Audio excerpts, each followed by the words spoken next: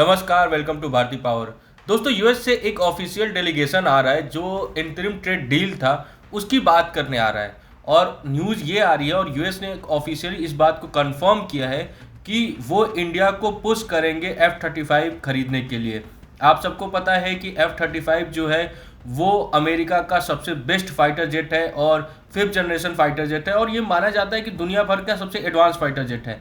इससे पहले ट्रंप ने इस बात को कहा था कि भारत को F-35 खरीदना चाहिए, और जब जेडी वेंस भारत आया हुआ था, जब ऑपरेशन सिंदूर चल रहा था, उस समय भी उसका एक स्टेटमेंट आया था जिसमें उसने F-35 खरीदने के लिए भारत के ऊपर प्रेशर बनाया था इनडायरेक्ट तरीके से। तो दोस्तों, सवाल ये उठता है कि भारत को F-35 खरीदना चाहिए कि नहीं खरीदना चाहिए, क्योंकि बहुत सारे क्वेश्चन यूएस के ऊपर उठते हैं कि यूएस जो है वो एन मौके पे धोखा देता है। तो हम पहले F-35 के बारे में बात कर लेते हैं। दोस्तों, F-35 इस समय यूएस के अलावा जापान, यूके और इजराइल यूज कर रहे हैं, और जितने भी डिफेंस एक्सपर्ट हैं लगभग सभी ने बोला है कि F-35 जो है इस समय का सबसे एडवांस फाइटर जेट है। और ये 3 वेरिएंट में आते हैं, F-35A, F-35B और F-35C, और जिनका लैंडिंग जो है, जिनका तरीका जो है वो अलग अलग है दोस्तों। लेकिन जो F-35 है, जो इसकी सबसे बड़ी विशेषता है वो ये है कि वो इलेक्ट्रॉनिक वॉरफेयर में सबसे ज़्यादा एडवांस है।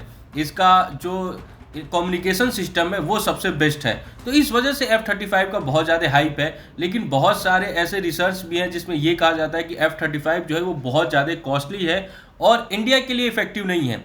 तो अब इंडियन गवर्नमेंट इसको कैसे आगे लेके चलती है वो देखने वाली चीज़ है। एक और चीज़ है दोस्तों कि आप जानते हैं कि जो सोर्स कोड होता है वो कोई कंट्री नहीं देती। टेक्नोलॉजी ट्रांसफ़र जो है वो होने की बात नहीं होती। तो इंडिया ये चाहता है कि हम जिस भी कंट्री से डील करें वो हमें टेक्नोलॉजी ट्रांसफ़र करे या जो हमें सोर्स कोड दे। जैसे कि अगर एग्जांपल के लिए हम बात करें तो अभी रफ़ाल हम लोग यूज़ करते हैं। तो जब हमने डसल्ट एयरवेज से और फ्रांस से बोला कि हमें रफ़ाल का सोर्स कोड दे दिया जाए तो उन्होंने मना कर दिया। रीज़न ये है कि जो उसमें मिसाइल सिस्टम लगता है या जो सॉफ्टवेयर लगता है, जब भी हमें यूज़ करना है तो हमें उनसे खरीदना पड़ेगा। लेकिन अगर हमें सोर्स कोड मिल जाता है तो उसको हम अपने हिसाब से मॉडिफाई कर सकते हैं। जैसे कि आप जानते हैं कि सुखोई जो है उसको इंडिया यूज़ करती है, उसमें जो वेपन सिस्टम है जैसे हम ब्रह्मोस यूज़ करते हैं और अलग अलग जो मिसाइल यूज़ करते हैं वो अपने हिसाब से यूज़ करते हैं। तो इस वजह से सवाल ये उठता है कि क्या F-35 जो है क्या टेक्नोलॉजी ट्रांसफ़र करेगा या जो सोर्स कोड है उसको देगा। लेकिन जहां तक आप जानते हैं कि यूएस का जो ट्रैक रिकॉर्ड है वो टेक्नोलॉजी शेयर पे भरोसा नहीं करते हैं, कि अगर आप यूएस पे डिपेंडेंट हैं तो यूएस जो है वो उसको आराम से मैनिपुलेट कर सकता है। इसी वजह से जो हमारे एयर चीफ मार्शल हैं उन्होंने कहा था कि फाइटर जेट जो है उसको खरीदना जो वॉशिंग मशीन है उसको खरीदने जैसा नहीं है, हम अपने हिसाब से सब कुछ देखेंगे। और दोस्तों, एक सबसे बड़ा रीजन है जिससे कि यूएस के साथ डील करने से 4 बार इंडिया सोचता है, क्योंकि आप देखिए कि जनरल इलेक्ट्रिक है उसने तेजस के लिए इंजन देने की बात कही थी। कोविड के समय ये डील साइन हुआ था और आज 2025 हो गया और उन्होंने इंजन देना नहीं शुरू किया। और एक और चीज़ है कि F-35 के अभी जो न्यूज़ आए हैं, आप सबको पता होगा कि यमन के अंदर जो हूती रिबेल्स है उन्होंने इनको शूट डाउन करने की कोशिश की और लगभग वो सफल हो गए थे। इसके बाद यूएस जो है उन्होंने पीस डील किया और जो बम्बार्डमेंट था यमन के अंदर जो वो कर रहे थे उसको बंद कर दिया। तो F-35 की जो इफेक्टिविटी है वॉर जोन में उस पर अब सवाल उठ रहा है। अब दोस्तों, इंडियन गवर्नमेंट ये सब कुछ कंसीडर करेगी और इसके बाद फैसला करेगी। तो एक और चीज़ आ रहा है दोस्तों कि जो रसिया है वो भी कोशिश कर रहा है कि जो सुखोई 57 है उसको वो भारत को बेच सके, क्योंकि इंडिया जो है वो ऑलरेडी सुखोई को यूज़ करता है। और एक और चीज़ है दोस्तों कि जो ऑफ़र मिला है रसिया से कि उन्होंने ये कहा है कि जो हमारा रिक्वायरमेंट है, क्योंकि आप जानते हैं कि चाइना जो है वो अपना 5th जनरेशन फाइटर जेट जो है वो इंडिया चाइना बॉर्डर पे डिप्लॉय कर चुका है।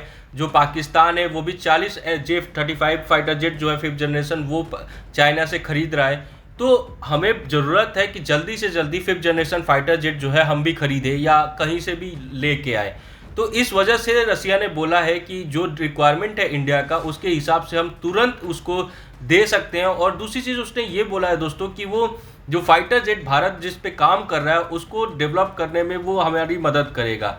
तीसरी चीज़ ये है कि जो मैन्युफैक्चरिंग है और टेक्नोलॉजी ट्रांसफ़र है वो भी वो भारत को देने के लिए तैयार है।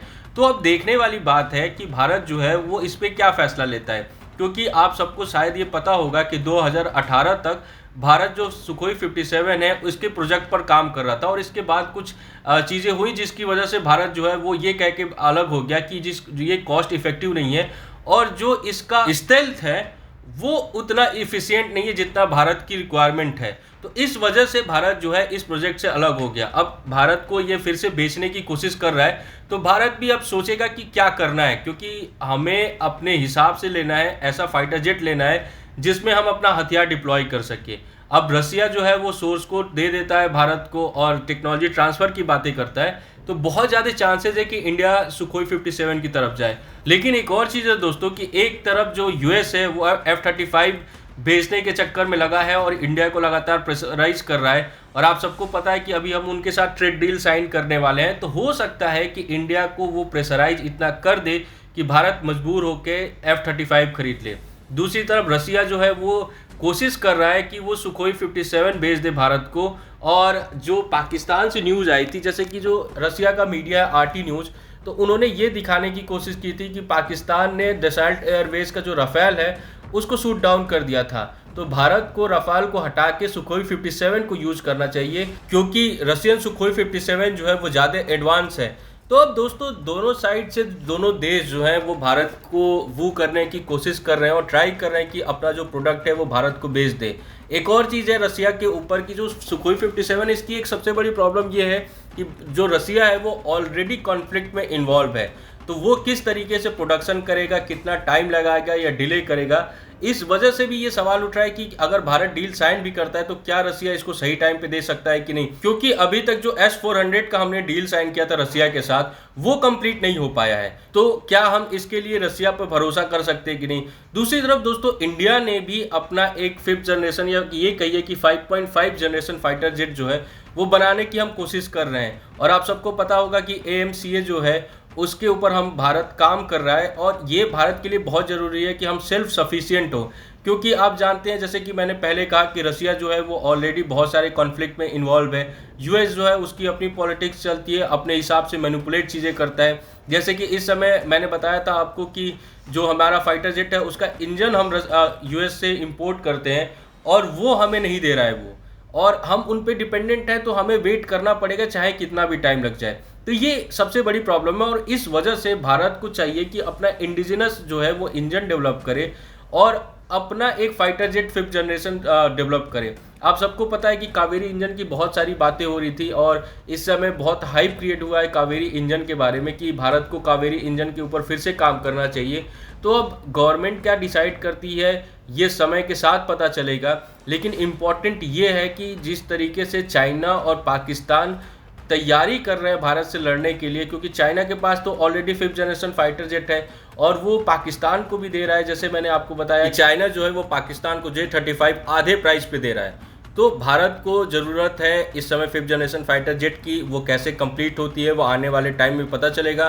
दोस्तों अगर आपको हमारी वीडियो अच्छी लगी हो तो प्लीज़ लाइक और सब्सक्राइब करें, शेयर करें। धन्यवाद।